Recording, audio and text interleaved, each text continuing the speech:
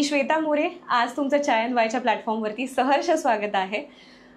नेहमीच जशा गप्पा मारतो तशा आजही आपण गप्पा मारणार आहोत नितीन शिंदे सरांसोबत. पण ह्या गप्पा काहीतरी वेगळ्या असणार आहेत.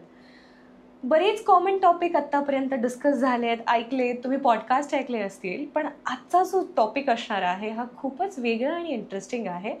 आणि हे आजचं जे कॉन्व्हर्सेशन होणार आहे it is all about graphology. आता हे ग्राफोलॉजी आहे काय, नक्की ह्याचा फायदा काय होतो, ह्याचा फायदा आयुष्यात होऊ शकतो का, कोणाला होऊ शकतो, कसा होऊ शकतो, हे सगळं आपण नितीन सरांकडनं जाणून घेणार आहोत. नितीन सर जे आहेत तर ते इंटरनॅशनली सर्टिफाईड हँडरायटिंग ॲनालिस्ट आहेत. आणि त्यांचं क्वालिफिकेशन, त्यांनी आत्तापर्यंत काय काय केलेलं आहे, काय अचीव केलं आहे, हे सगळं आता आपण त्यांच्याकडनंच जाणून घेऊयात. Hello sir. Hello Shweta. So तुमचा प्रवास ग्राफोलॉजिस्टचा कसा होता, कसा सुरू झाला, हे प्लीज तुम्ही सांगा. Okay, the year was I think 2007-2008. त्यावेळेस मी एक पुस्तक वाचत होतो. Okay. That book was called the power of your subconscious mind. Okay. By Joseph Murphy. आणि त्याच्यामध्ये सबकॉन्शियस माइंडबद्दल बरंचसं त्यात उल्लेख आहे की subconscious mind how it works आणि त्याच्यामुळे त्याचा यूज करून तुम्ही काय काय मिळवू शकता. That was very well mention in that book. तर थोडीशी क्युरिओसिटी माझी वाढली होती की एक्झॅक्टली काय असतं. आणि त्याच्यामध्ये मी डेप्थमध्ये गेलो. I started understanding what is your subconscious mind आणि ते इम्प्लिमेंट पण करत गेलो. I started applying it in my life. आणि हळूहळू मग त्याचे रिझल्ट्स पण मला मिळायला लागले. So at some point of time somebody told me की यू नो की असं एक शास्त्र आहे ज्याच्यामध्ये तुम्हाला तुमच्या सबकॉन्शियस माइंडमध्ये काय काय तुम्ही स्टोअर करून ठेवलेलं आहे हे तुम्ही जाणून घेऊ शकता. Okay. And that science is called graphology. Okay. So if you have that curiosity about your subconscious mind, why don't you just go to that session, understand what graphology is, and maybe you can implement it. So I, out of curiosity, went to a session wherein तिथे सगळं graphology बद्दल त्यांचं ते session चालू होतं. And that actually made me very curious की handwriting वरून तुम्ही कसं काय समजून घेऊ शकता की तुमच्या आतल्या मनामध्ये तुम्ही काय काय साठवून ठेवलेलं आहे, तुमच्या सबकॉन्शियस माइंडमध्ये तुम्ही काय काय साठवून ठेवलेलं आहे. So just out of curiosity I enrolled for the course. Okay. की बघूयात काय आहे ते. And by that time I was well settled की छान मस्त नोकरी आहे, लग्न झालेलं आहे, छान बायको आहे, सुंदर बायको आहे, मस्त मुलगी आहे. And I was well at a comfort zone की आता काहीतरी वेगळं करूयात. So just out of curiosity I enrolled for graphology. आणि शिकताना मला असं जाणवलं की yes this is very important. कारण माझ्याच हँडरायटिंगवरून मलाच कळतंय की माझ्या आतमध्ये काय दडलेलं आहे. And for so many years I have not touched that. मी आत्तापर्यंत ते एक्सप्लोअर नाही केलेलं. सो हळूहळू मी त्या डेप्थमध्ये जात गेलो आणि मग तिथे मला जाणवलं की असे बरेचसे माझ्यामध्ये चांगले गुण आहेत जे अजून मी समजा एक्सप्लोअर केले, अजून थोडेसे एनहान्स केले तर माझं जीवन थोडंसं बदलू शकतं towards the positive side. And by that time I was very shy. खूप रिझर्व होतो. इनफॅक्ट माझे जर शाळेतली आत्ता मित्र जरी भेटले तरी ते म्हणतील की अरे तू अजून तसाच आहे, शांत आहे, पण थोडासा चेंज झालेला आहे. तर तो चेंज काय आहे. So initially I was very shy, very reserved. But you know what? A reserved person has so many things stored in his mind. Yes. की ते जर आपण एक्सप्लोअर केलं ना तर he can be a very good and very successful person. हे मला जाणवलं की माझ्यामध्ये खूपशा गोष्टी आहेत ज्या अजून एक्सप्लोअर नाही केलेल्या आहेत. So I started exploring them. I started working on them. Okay. And that shy person from a middle class family who was very reserved, not talking to anyone, after learning this science, after exploring so many things, went on to present or represent India at the international level. Wow, that's great. So there was a conference held in Las Vegas and I represented India over there. Okay. And the topic I chose was shyness. Oh. How can you see shyness from handwriting? Oh my God. तो paper मी तिथं present केला. Okay. And it was very well taken. आणि त्याच्यानंतर मी एक पुस्तक पण लिहिलं based on that. Okay. की overcoming shyness in 21 days. Okay. Through graphology. Okay. कारण की काय होतं, लोकांना ही कॉन्सेप्ट अजून माहितीच नाही आहे की नक्की ग्राफोलॉजी आहे काय.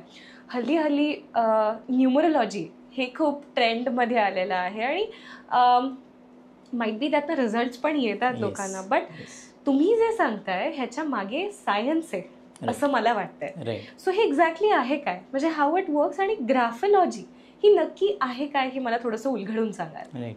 सो आपण जर ग्राफोलॉजीची डेफिनेशन बघितली ना, तो इट सेज की graphology is a science of understanding your subconscious mind. आणि ते कुठून आपल्याला कळतं, तर through your pen strokes. Okay. So graphology basically is a valid science. Okay. It's a science. जसं आपण ॲस्ट्रोलॉजी म्हणतो, न्यूरोलॉजी म्हणतो, रेकी म्हणतो, तसंच graphology is a valid science of understanding what, of understanding your subconscious mind. म्हणजे जसं आपण अंतर्मन, बाह्यमन हे जे काय आहे, तर तुमच्या आतमध्ये तुम्ही काय दडवून ठेवलेलं आहे हे आपल्याला कळतं ग्राफोलॉजी थ्रू. तर पर्सनॅलिटीचा जर आपण विचार केला तर what is personality? Personality is a combination of 3 things. एक तर आहे नेचर, दुसरं आहे नर्चर, आणि तिसरं आहे culture. Okay. So nature is the nature with what you are born with, ते तुम्ही चेंज नाही करू शकत at that early age. Second is nurture, म्हणजे तुमचं पालन पोषण कसं झालेलं आहे, बरोबर, in what family you are born in, तुमचे फ्रेंड्स सर्कल कसं आहे, तुमचे कलिग्स कसे आहेत, तुम्ही कोणत्या समाजामध्ये वावरता, कुठल्या फ्रेंड्स बरोबर उठता बसता, ह्याचा डीप इम्पॅक्ट तुमच्या पर्सनॅलिटीवरती होतो. बरोबर. At the same time second third one is the culture, what culture you follow, त्याचा पण डीप इम्पॅक्ट तुमच्या पर्सनॅलिटीवर. ॲब्सोल्युटली. त्याचबरोबर लहानपणापासून आत्तापर्यंत तुम्ही जे काय तुमच्या आयुष्यामध्ये घडलेलं आहे हे तुमच्या सबकॉन्शियस माइंडमध्ये स्टोअर झालेलं असतं. अगदीच. Right. And that forms your personality. की आत्तापर्यंत मी जे जे काय अनुभव केलेले आहेत, जे जे काय एक्सपिरियन्सेस मला आलेले आहेत, दॅट ॲक्च्युली डिसाइड्स की मी आत्ता काय रिॲक्शन देणार आहे, ती माझी पर्सनॅलिटी कशी असणार आहे. सो हे पर्सनॅलिटी टाईप काय आहे आणि तुमच्या सबकॉन्शियस माइंडमध्ये तुम्ही लहानपणापासून काय दडवून ठेवलेलं आहे हे जर जाणून घ्यायचं असेल तर graphology or your handwriting is the simplest medium. Great. आणि जेव्हा मी म्हणतो pen strokes, so pen strokes is not की तुम्ही काय लिहिता, ते तुम्ही कसं लिहिता is important.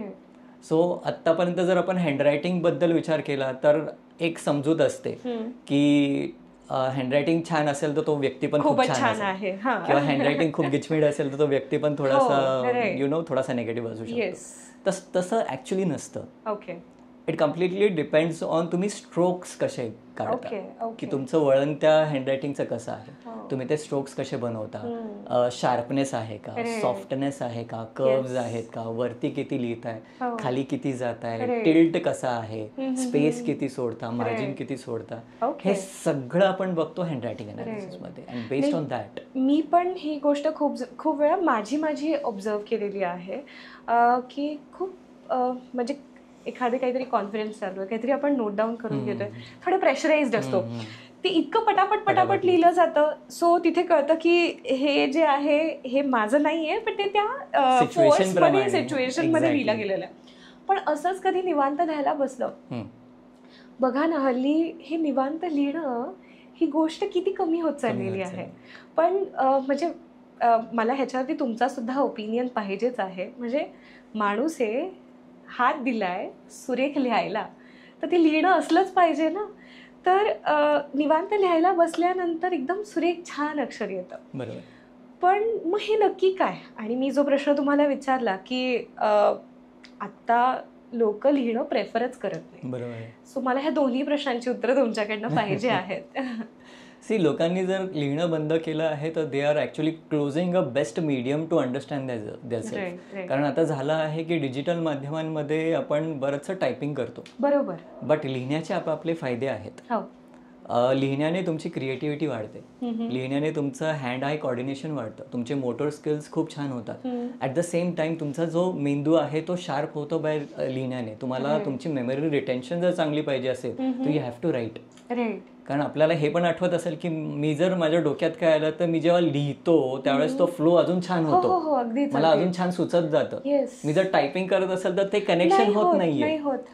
For simple example आहे की डिजिटल मीडियम इतका वाढलंय की आपण आता पुस्तक पण डिजिटली वाचतो, पण ते पुस्तक हातात घेऊन ते फील करून ते वाचण्याची जी मजा आहे ते डिजिटल ह्याच्यामध्ये नाही आहे. आता तर काय एआय आणि चॅटजीपीटीने लोक व्हॉइस नोट्स आणि इनपुट्स देतात, टायपिंग पण ओव्हर द टाइम कमी होत चाललेलं आहे. सो लिहिण्याने हा एक फायदा होतो की तुम्ही जे काही लिहिलंय ह्याच्यावरून जर तुमची मेंटॅलिटी कळत असेल तर त्याचा उपयोग तुम्हालाच होणार आहे. बरोबर. की लिहिण्याने मला कळतंय की मी आत्ता कुठल्या स्टेजला आहे, माझ्याबरोबर काय होतंय. Right. If you are learned graphology, तुम्हाला हे कळतं की अरे हे कुठेतरी चुकतंय आता. I am not in my usual direction, I am shifting from my aim. मी कुठेतरी भरकटत चाललोय आणि मला आता नाही, मला परत जागेवर यायचंय. So that helps in getting back to track, getting you back to track. Okay. So this is the simplest medium, writing. Okay. पण ह्या सगळ्या गोष्टी म्हणजे तुम्ही सांगितलं की आपल्याला आपलं आयडेंटिफाय होऊ शकतं ग्राफोलॉजी थ्रू. सो हे कोणासाठी आहे, कोण करू शकतं, कुठल्या एज पासून ग्राफोलॉजी शिकली पाहिजे किंवा कोणासाठी हे बेस्ट आहे? राईट. मी तर असं मानतो की जो मनुष्य लिहू शकतो त्या प्रत्येक मनुष्यासाठी graphology is very very important. Okay. So this has applications in an number of fields, in fact every field, starting with yourself. Okay. म्हणून मी म्हणतो की तुम्हाला जर शिकायचं असेल ग्राफोलॉजी शिका, पण इम्प्लिमेंट आधी स्वतःवरती करा. राईट. बरोबर. स्वतःला आधी जाणून घ्या. Because everything starts with you. आतापर्यंत आपण बरेचसे रिट्रीट्स करतो किंवा मग अध्यात्मामध्ये एवढं जातो किंवा हे, पण कधी कधी असंही होतं की ते जे बोलतायत हे मला एकतर समजत नाही किंवा मग समजलं तरी मी तेवढं डेप्थ मध्ये जात नाही, किंवा असंही होतं की जनरलाइज्ड फॉर्म मध्ये सांगितलेलं आहे पण हे मला कसं ऍप्लिकेबल हे मला माहित नाही. So your handwriting tells you की हे तुझं हँडरायटिंग आहे. It is like a mirror in front of you. की जसं आपण मिरर समोर किंवा आरशासमोर जेव्हा उभं राहतो तेव्हा तुमच्यामध्ये काय आहे, तुमचा चेहरा कसा आहे, तुम्ही दिसता कसे, तुमची बॉडी लँग्वेज काय आहे, तुमच्या चेहऱ्यावरती काय हावभाव आहेत हे आपल्याला दिसतं. So you know, actually you reflect in a mirror to see your self. This is the best medium की हँडरायटिंगच मला माझ्या आंतरिक मनामध्ये मी काय साठवून ठेवलेलं आहे हे सांगतं. So it has n number of applications. First thing is know yourself. Second is know your partners. Know your near and dear ones. Okay. So compatibility testing is also an application of graphology. And by compatibility, I don't mean compatibility between a husband and wife. I mean compatibility between a parent and child. किंवा teachers and students किंवा business partners किंवा employer employee, ह्यांच्यामधली कंपॅटेबिलिटी कशी आहे हे जाणून घेण्यासाठी पण ग्राफोलॉजीचा उपयोग होतो. कंपॅटेबिलिटीचा जर विषय निघालाय तर बऱ्यापैकी आपण मानतो की जसं आपण मॅच मेकिंग करतो. बरोबर. राईट. की लग्नाआधी मुलाची पत्रिका मुलीची पत्रिका आपण मॅच करतो की किती गुण जुळतात, 36 गुण जुळतात का किंवा काय. आता ऑनलाईन आणि मोबाईल वरती मॅच मेकिंग तर देवा म्हणजे खूप वेगळ्या ह्याच्यामध्ये चाललेलं आहे. बट येस, म्हणजे तुम्ही जसं म्हणताय की this can be one scientific thing absolutely which can work out. Yes. तिथून तुमची कंपॅटेबिलिटी कळते. आता बऱ्याच जणांचा हा प्रश्न असू शकतो की आता माझं लग्न झालंय, आता कंपॅटेबिलिटी कसं करणार मी, आता तर लग्न झालंय, आता मॅच मेकिंग कसं करणार आहे. तर this is the best medium to understand your partner. की आता तर लग्न झालंय पण मग त्यांना समजून घेण्यामध्ये तुम्हाला त्याचा छान उपयोग होऊ शकतो.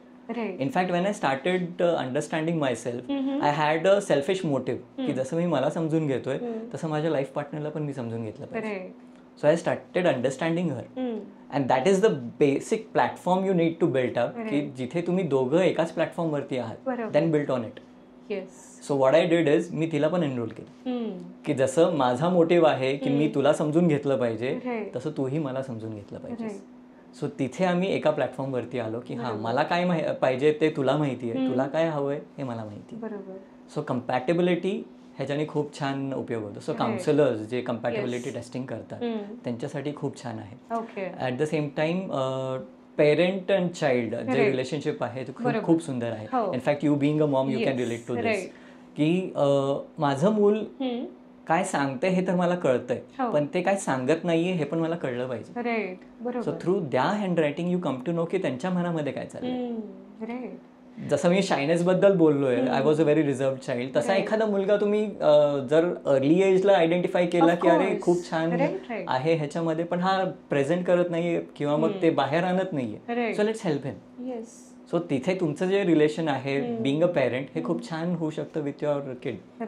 टीचर्सचं तसंच आहे की बरीचशी मुलं छान आहेत but what I am concerned is a person or a child who is not that fast.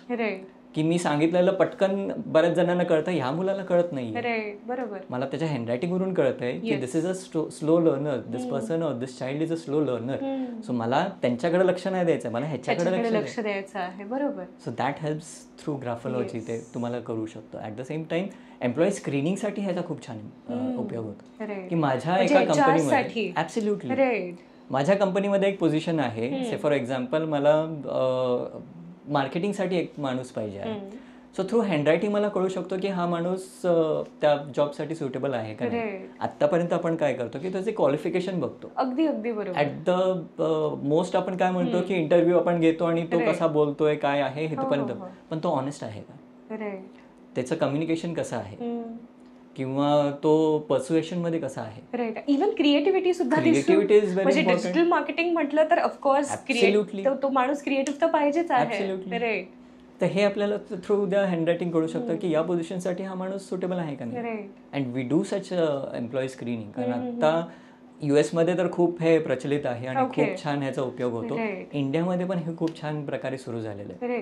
मला तर वाटते की म्हणजे तुमच्या बोलण्यातनं हे सगळ्यांनी शिकायला पाहिजे. म्हणजे it is not only restricted, yes of course, म्हणजे for HRs it is really very useful if you want a good employee. Yes. So जर तुम्ही बघताय की लॉंग टर्मसाठी एखादा माणूस बघताय तर त्याच्यासाठी खरंच हे पाहिजे. पण हे सगळ्यांनाच ऍप्लिकेबल आहे. म्हणजे भले तो एखादा मोठ्या पोझिशनवरती काम करणारा माणूस असेल किंवा एक स्टुडंट असेल. म्हणजे स्टुडंट पासून एका बिझनेसमॅन पर्यंत everyone should learn this graphology. Absolutely. अजून एक एक्झाम्पल द्यायचं झालं तर IT प्रोफेशनलमधले बरेचसे लोक होतं असं की मिड लाईफ क्रायसिस ज्याला आपण म्हणतो की आता 40-41 मध्ये मी आलोय, पण आता इथून पुढे मला काही दिसत नाहीये की मला काय करायला पाहिजे. बरोबर. राईट. एकतर एक मोटिव्ह असतो की मला या पोझिशन मधून थोड्याशा अजून हायर पोझिशनला जायचंय, but I don't know what is stopping me, की मला ते जमत नाहीये, I am not able to crack that.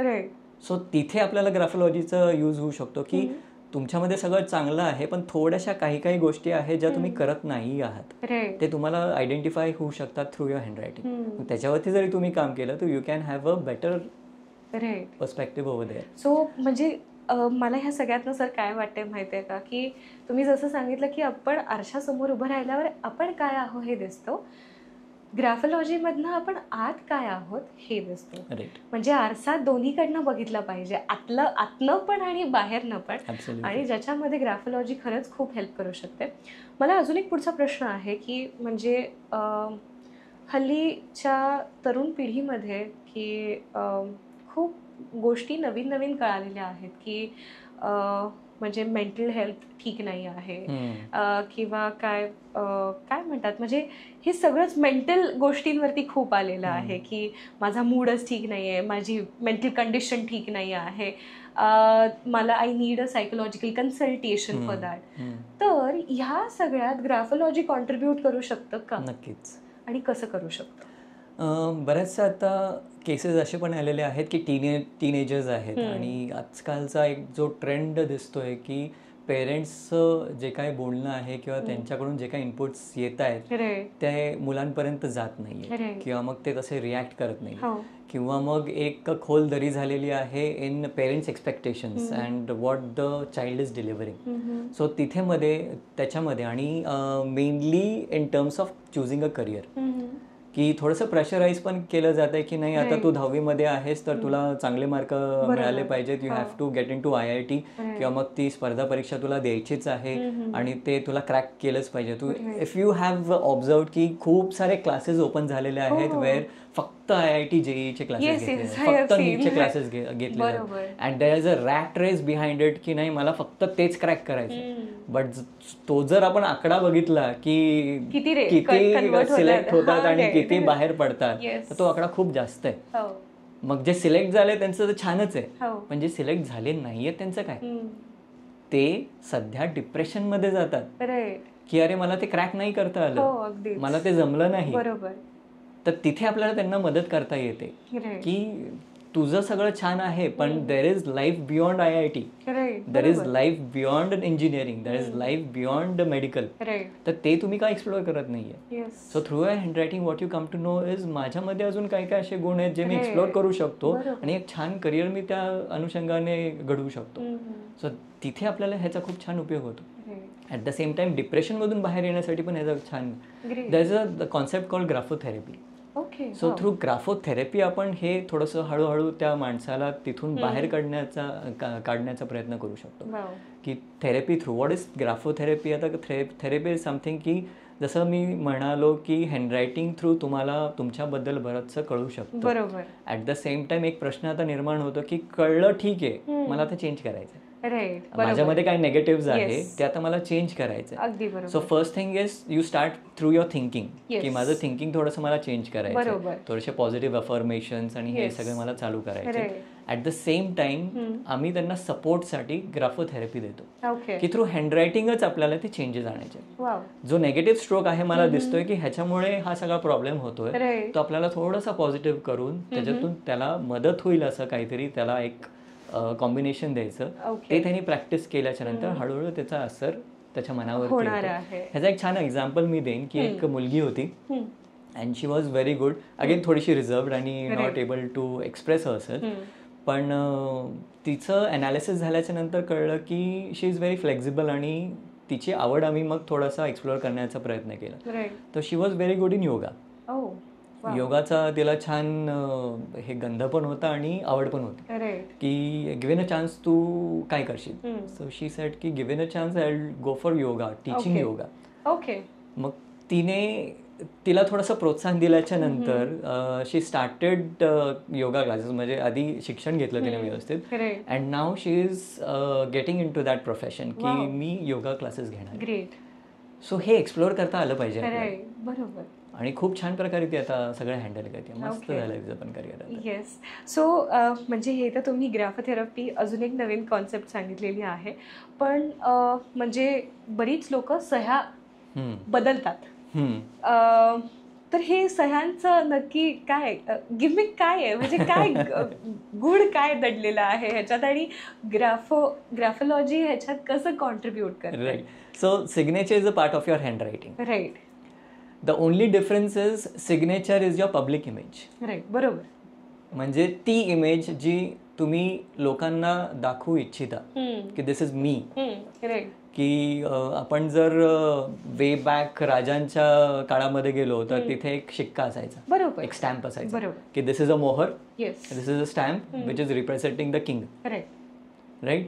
ते जे काय फरमान येणार आहे त्याच्यामध्ये शिक्का आहे तर हे तिकडून आलेलं आहे. अगदी बरोबर. तर आजकाल त्याचं आपण रूपांतर झालेलं सहीमध्ये. कुठल्याही इम्पॉर्टंट डॉक्युमेंट्स वरती तुम्ही सही करता म्हणजे काय करता की you agree to this, this signature is your representation over there. अगदी अगदी बरोबर. Right. So your signature is your public image. तुम्ही काय दाखवू इच्छिता. आता त्याच्यामध्ये पण बरेचसे व्हेरिएशन्स आपल्याला दिसतात. Now what you sign is actually what you attract. Handwriting लहानपणापासून आपण काढतोय. राईट. आणि त्याचा आपण उल्लेख केला की हळूहळू सबकॉन्शियस माइंडमध्ये काय आहे ते आपल्याला हँडरायटिंगमध्ये दिसतं. But signature is what you choose. Yes. Right. 10वी मी आता तेच म्हणणार होते की म्हणजे मी माझा अनुभव सांगते तुम्हाला. 10वीचे पेपर बोर्ड साठी सगळं आले, डॉक्युमेंट्स आले. आय मायसेल्फ मी किमान 4-5 सह्या ट्राय केल्या, त्यातनं एक सही निवडली आणि that was the my final signature जी मी अजूनही वापरते. राईट. आणि मोस्टली आपण सगळ्यांनी तेच केलं की 10वी मी सिग्नेचर करायला first signature comes in 10th standard. Right. आता ती सिग्नेचर कशी आली आहे, एक तर तुम्ही वडिलांची सही कॉपी करता की ते असे करतात तर मी पण असंच करतो, किंवा मग कुठली तरी एक फेमस पर्सनॅलिटी आहे त्याची सही तुम्हाला खूप आवडते, तुम्ही तशीच करायला लागता. Right. You don't design your signature, you most of the time copy somebody's signature and you try to make it. But what you are doing is subconsciously you are attracting those things into your life. Right. जेव्हा मी signature करतो एक तर ती मला आवडते कारण माझी मेंटॅलिटी तशीच आहे, सो इट अट्रॅक्ट्स मी आणि मी तसंच करायला सुरुवात करतो. बट ह्याचा दुसरा पण जर परिणाम आपण बघितला, मी तशी करायला लागतोय त्याचाच इफेक्ट माझ्यावरती होणार आहे. So the signature you do is actually you are attracting something in your life. Now depending on your signature ती पॉझिटिव्ह आहे का निगेटिव्ह आहे. पॉझिटिव्ह सिग्नेचर असेल तर तुमच्या आयुष्यामध्ये बऱ्याचशा पॉझिटिव्ह गोष्टी येणार आहेत. बट ती जर सिग्नेचर नेगेटिव्ह असेल तर हळूहळू that negativity you are attracting in your life. Simple example देतो. बरीचशी लोक काय करतात की सिग्नेचर मध्ये आता माझा एन आहे समजा, तर मी एन काढला त्याच्या भोवती एक सर्कल केलं किंवा NM शिंदे केलं आणि शिंदे झाल्याच्या नंतर पूर्ण एक सर्कल केलं. राईट, असा एक अनुभव आहे.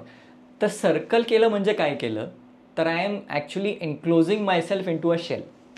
मी माझ्या अवतीभोवती एक आवरण निर्माण केलेलं आहे, एक प्रोटेक्टिव्ह भिंत निर्माण केलेली आहे and I am comfortable in that zone. त्या शेलमध्ये मी कम्फर्टेबल आहे. That is my comfort zone. आता मला त्या कम्फर्ट झोनच्या बाहेर पडायचं नाहीये. माझ्याकडे कितीही छान ॲबिलिटीज असू देत, माझं कितीही छान सगळं असू दे, बट त्या कम्फर्ट झोनच्या बाहेर मी जाणार नाही. मग आता मला एक सांगा की जर मला कम्फर्ट झोन सोडायचा नाहीये तर माझी प्रगती होणार आहे का? ऑफकोर्स नाहीच होणार. मी जर चेंजला रेजिस्ट करतोय तर माझी प्रगती होणार आहे का? तर बऱ्याच जणांचं असं असतं की बरेचसे छान गुण आहेत त्यांच्याकडे, खूप कॅपेबिलिटी आहे, but only because they are encircling the circle the signature they are not able to perform, they are not able to reflect what they have. आणि म्हणून मग ते सक्सेस जे व्हायला पाहिजे ते सक्सेस होत नाही. That is the deep impact of signature in your life. बरेचसे इलेजिबल करतात की काय लिहिलं कळत नाही. हो राईट. म्हणजे ती व्यक्ती तशीच असते. म्हणजे ऐकून किंवा की खूप वरती आणि वरती की म्हणजे ऐकलेलं असतं कोणाकडनं काहीतरी की ग्रोथच्या ह्यानी आहे. सो मग ते नक्की काय असतं की म्हणजे जे अपवर्ड असतात सिग्नेचर. मी बऱ्याच लोकांच्या साईन्स पाहिलेले आहेत. काही लोक खूप मोठ्या मोठ्या सह्या पण करतात, काही लोक खूप बारीक सही करतात. मग ह्याच्यात नक्की काय असतं? म्हणजे जी लोक मोठी सही करतात म्हणजे इनिशियल जर मोठे असतील, so that represent that this person is very dynamic. He has a very dynamic nature. He is very extrovert. तो स्वतःला ना खूप मोठा समजतो. मोठा in the sense not from the ego point of view, तो पण दिसतो आपल्याला. जर ती खूपच मोठी झाली तर तिथं इगोचा एक फॅक्टर पण येतो. But bold signature is your self esteem. Bold signature is how you feel about your self. तुम्ही स्वतःला काय समजून चाललाय. And self esteem plays a very very important role in your success. Self esteem जे की मी माझ्यावरती विश्वास किती आहे माझा, हा जर विश्वास कमी असेल तर तुम्ही कुठे पोहोचणार नाहीये. हा जर विश्वास छान असेल, मोठा असेल, तर तुम्ही काहीही साध्य करू शकता. That is the thing that reflects from your signature की बोल्ड सिग्नेचर. मी जी साईन ज्यांची सांगते तेही खूप मोठेच आहेत. म्हणजे खूपच मोठे आहेत. तर म्हणजे मला हे नव्हतं माहिती की हे असंही रिप्रेझेंट करतं. मी जस्ट पाहिल्यात लोकांच्या सह्या ऑब्झर्व केलेल्या आहेत की खूप काही जण खूपच छोटी करतात की जी दिसतही नाही. Right. So they don't exist. Okay. की नाही मी कुठेच नाहीये, मी इथेच थांबतो, मला मोठं काही नकोय, मी ज्यात आहे त्यात खुश आहे. ओके.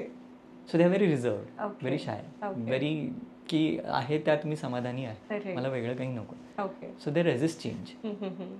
सर आत्ता आपण जे सिग्नेचरबद्दल सगळ्या गोष्टी डिस्कस केल्या, तर तुम्ही अजून मला काय सांगू शकाल? म्हणजे येस, तुम्ही जसं म्हणालात की सिग्नेचर ही आपली आयडेंटिटी आहे, तर it really plays very important role. म्हणजे आयुष्यभर आपण ही एक गोष्ट कंटिन्युअसली फॉलो करतो आणि जी आपण म्हणजे अशी काही चेंज करायची वेळ येत नाही.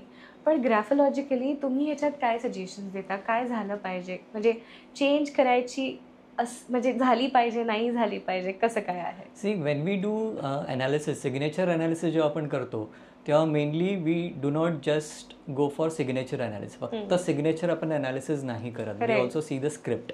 बरोबर. म्हणजे तुम्ही आधी तुमच्याकडून आम्ही सॅम्पल घेतो की तुम्ही आधी एक पानभर किंवा 2 पानं लिहा आणि नंतर मग सिग्नेचर करा. बिकॉज तुम्ही जे काय लिहिलेलं आहे that is the inner you.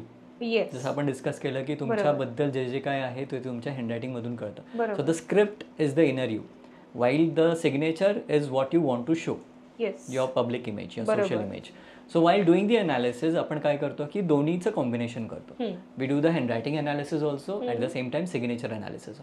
So त्याच्यामध्ये तुम्ही कोण आहात आणि तुम्ही काय प्रेझेंट करताय हे आपल्याला कळतं. तुम्ही कोण आहात आणि तेच प्रेझेंट करताय इज अ गुड साईन.